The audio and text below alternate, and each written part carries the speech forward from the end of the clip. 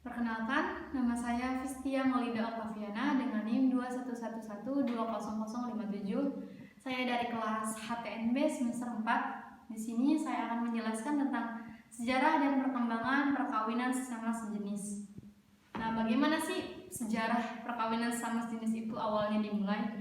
Nah, perkawinan sesama sejenis awalnya dimulai setelah Perang Dunia II berakhir. Eropa perlahan terus mendorong adanya perdamaian bersama, dan Eropa membentuk yang namanya European Convention on Human Rights atau ICHR sebagai sebuah landasan hukum atau konvensinya. Pembentukan ICHR ini sebagai pengadilan berdasarkan konvensi ICHR. Narasi yang dibangun Eropa adalah sebuah produk hak asasi manusia untuk mendorong dan mengimplementasikan nilai-nilai bersama Eropa. Eropa di sini mengimplementasikan nilai-nilai seperti hidup berdampingan dan menjauhi semua kelompok konflik. Hak-hak untuk para kaum homoseksual awalnya tidak digantung sebagai bagian dari ICHR. Namun, karena para kaum homoseksual di sini bukanlah para kaum yang minoritas, maka mereka diberikan hak kebebasan. Lalu kemudian ada dua negara yang mengakui dan melegalkan perkawinan sesama jenis, yaitu seperti negara Belanda dan Belgia. Cikal bakal dan lahirnya gerakan kampanye legalisi kaum homoseks ini adalah dengan adanya pembentukan Gay Liberation Front di London pada tahun 1970. Gerakan ini awal mulanya terinspirasi dari gerakan pembebasan sebelumnya yang terjadi di Amerika pada tahun 1969 yang terjadi di Stonewall. Kampanye tersebut berfokus pada upaya penyadaran kepada kaum lesbian, gay, dan biseksual, dan transgender, dan juga LGBT, bahwa homoseks itu bukanlah suatu perbuatan yang menyimpang, melainkan sebuah kebebasan dan hak bagi mereka untuk melakukan seksual. Dan homoseksual ini jumlah mereka meningkat pada tahun 2002 dengan sebanyak 38% dan meningkat kembali pada tahun 2015 menjadi 63% mendukung pelegalan perkawinan sejenis. Kampanye tersebut telah merambah pula ke benua Amerika, bahkan ke negara Indonesia sendiri. Dan di negara Indonesia sendiri telah banyak yang melakukan perkawinan sejenis tersebut, seperti contohnya sebagian di para kalangan artis. Mereka melakukan perkawinan di negara yang sudah melegalkan perkawinan sejenis. Beberapa di antaranya terpaksa melakukan memalsukan identitas diri untuk menikah di Indonesia. Hal ini pula dilatar belakangi oleh banyaknya suatu perkumpulan atau komunitas penyuka sejenis seperti Wadam dan Hiwad. Hingga kini salah satu yang masih eksis adalah Arus Pelangi, yaitu suatu federasi perkumpulan orang-orang yang menyukai sesama sejenis, yang memperjuangkan hak-hak penyaluran biologis mereka yang dianggap abnormal. Jadi bagi mereka bahwa homoseksual itu adalah suatu yang normal, karena itu adalah suatu kebebasan, bahkan bukanlah suatu perbuatan yang menyimpang. Terima kasih. Baik, Assalamualaikum warahmatullahi wabarakatuh. Perkenalkan, nama saya Azim Maulid Habsyi dari jurusan Hukum Tata Negara semester 4 kelas B dari kelompok 4. Di sini saya akan menjelaskan faktor-faktor kenapa terjadinya perkawinan sesama jenis atau biasa yang disebut LGBT atau homoseksual.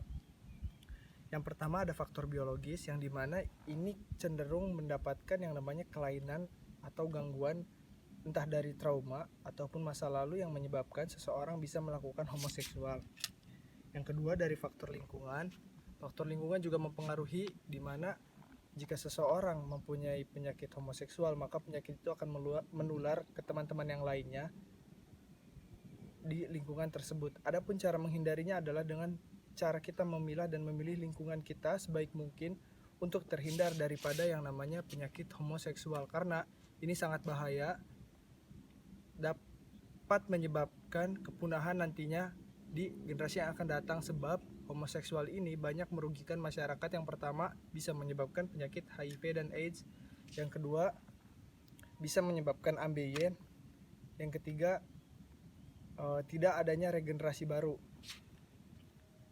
Terus sebenarnya dampak perkawinan sesama jenis, yaitu yang telah saya sebutkan tadi, ada HIV, AIDS, kemudian banyak hal-hal negatif yang ditimbulkan lainnya. Karena HIV sendiri itu tidak dapat disembuhkan sampai sekarang dan tidak ada obatnya. Hanya saja ada obat untuk penangkal sementara, sedangkan HIV akan terus berlanjut.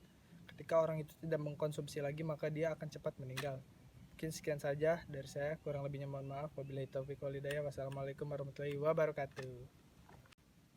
Perkenalkan, nama saya Vina Duyanti dengan NIM 211120071 dari kelas 4 HTNB. Di sini saya akan menjelaskan tentang kajian sosiologi hukum terhadap perkawinan sesama jenis. Sosiologi hukum memusatkan perhatian terhadap hubungan antara pengaruh perilaku seseorang terhadap lingkungannya dan dampak lingkungan terhadap individu sendiri, serta hukum yang terkait dengan perkawinan sesama jenis antara individu dengan jenis kelamin yang sama. Dalam kajian sosiologi hukum terdapat konsep fungsionalisme struktural yang dijelaskan oleh Talcott Parsons. Masyarakat dilihat sebagai sebuah hal yang terdiri dari sistem maupun subsistem yang akan menentukan bagaimana kehidupan sosialnya dalam suatu masyarakat dapat berjalan dengan baik. Maka apabila sistem tidak berfungsi dengan baik dalam masyarakat, dapat terjadi penyimpangan.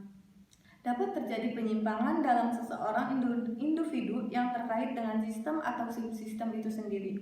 Jadi terjadinya penyimpangan atau guide diakibatkan oleh sosialisasi dalam masyarakat yang berjalan tidak baik atau tidak berfungsi dengan baik.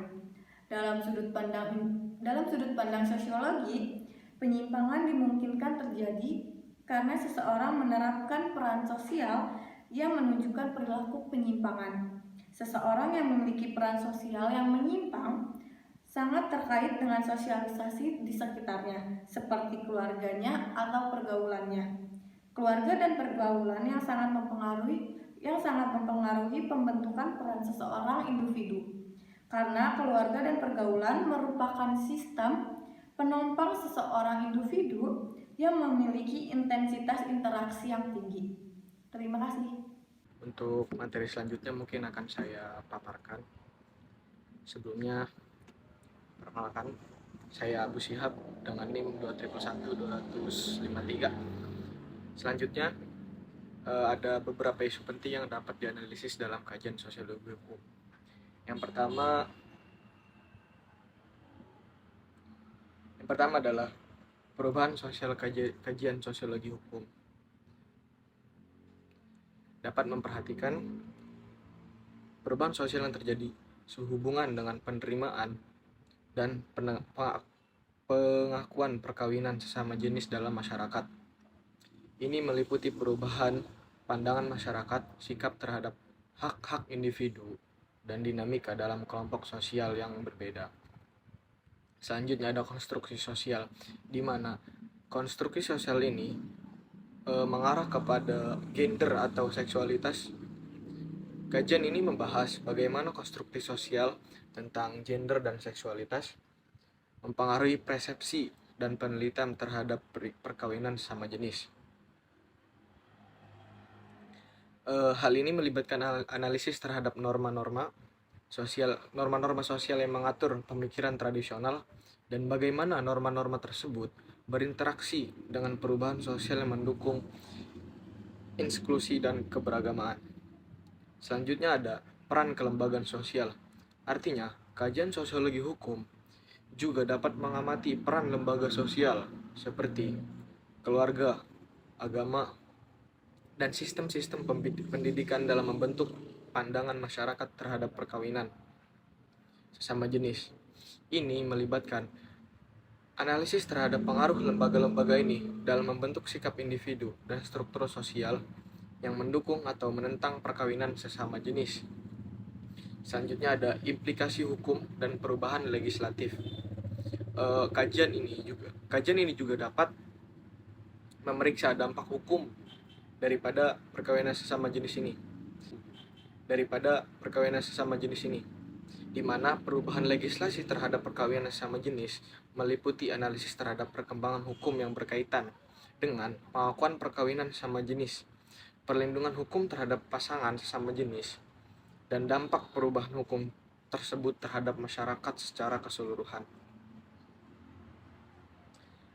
Kajian sosiologi hukum terhadap perkawinan sesama jenis ini bertujuan untuk memahami dan menjelaskan dinamika sosial dalam masyarakat, budaya, dan hukum yang terlibat dalam perubahan norma dan nilai-nilai terkait dengan perkawinan sesama jenis. Dalam prosesnya, kajian ini juga dapat memberikan pandangan yang lebih luas tentang inklusi sosial, hak asasi manusia, dan perubahan sosial yang melibatkan isu-isu gender dan seksualitas. Terima kasih. Allah Subhanahu wa Ta'ala sendiri sangat melarang keras perbuatan daripada pernikahan sesama jenis ataupun berhubungan badan sesama jenis. Hal ini sudah dinyatakan dalam Quran surat Al-A'raf ayat 80-81, yang pada intinya Allah itu melabeli orang yang menggauli sesamanya ini sebagai seseorang ataupun suatu kaum yang sangat keji. Dalam kajian sosiologi hukum Islam ini senantiasa mengkaji mengenai kemaslahatan umat ataupun kemaslahatan manusia, yang mana dalam hal ini adalah tentang kejiwaan ataupun kerohanian, yaitu tentang menahan ataupun segala macamnya terkait ketimpangan seks yang sangat buruk.